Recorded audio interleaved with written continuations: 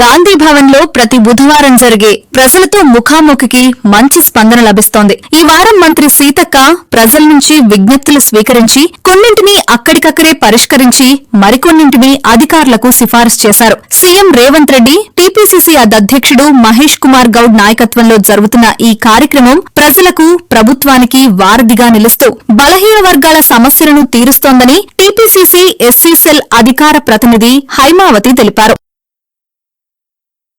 తెలంగాణ రాష్ట్ర కాంగ్రెస్ పార్టీ ఆధ్వర్యంలో గాంధీ భవన్లో నిర్వహిస్తున్న ప్రజాపాలనలో ప్రజా సమస్యల పరిష్కరించే కార్యక్రమానికి అయితే మంచి స్పందన లభిస్తున్నది.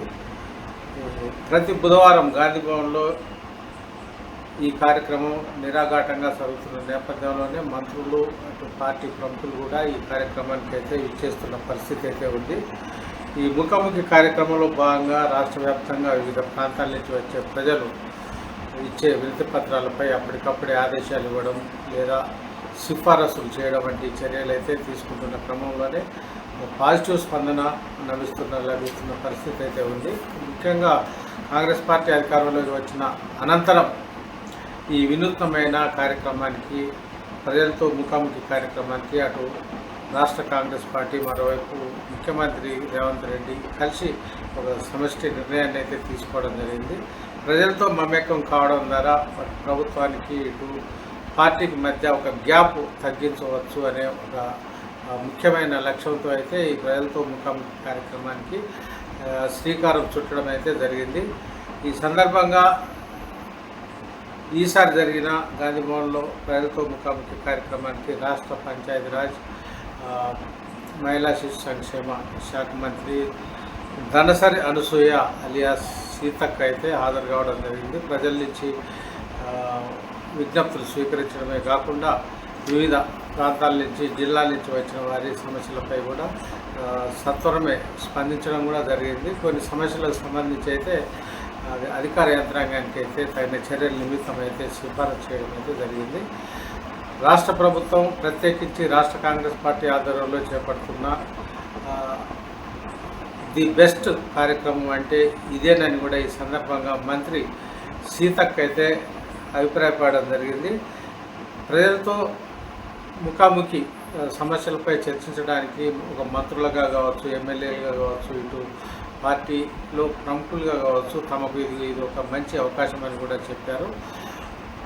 ఇందిరమ్మ రాజ్యలో భాగంగా, ప్రజాపాలనలో భాగంగా గాంధీ భవన్లో నిర్వహిస్తున్న ప్రజలతో ముఖాముఖి కార్యక్రమంకు ప్రజల నుంచి కూడా అనూహ్యమైన స్పందన వస్తుందని కూడా ఈ సందర్భంగా సీతక్క తెలియజేస్తూ ప్రజల కోసమే, ప్రజల సమస్యల పరిష్కారం కోసమే ఎన్నికలు ఇచ్చిన హామీలు నెరవేర్చేందుకే తమ ప్రభుత్వం కట్టుబడి ఉందని కూడా ఆమె స్పష్టం చేశారు.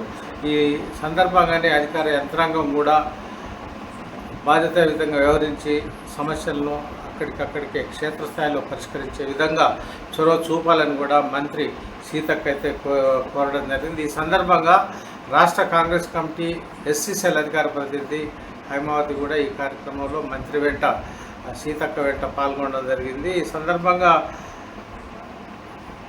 అక్కడ క్రియాశీలకంగా వ్యవహరించిన హైమావతి మాట్లాడుతూ ప్రజలతో ముఖాముఖి కార్యక్రమానికి సీతక్క రావడం పట్ల ఆనందం వ్యక్తం చేశారు. ప్రజల సమస్యలపై మంత్రి హోదాలో సీతక్క అప్పటికప్పుడే సిఫారసులు చేయడం కానీ, ఆదేశాలు ఇవ్వడం కానీ చేసిన విషయాన్ని అయితే ఆమె గుర్తు చేశారు.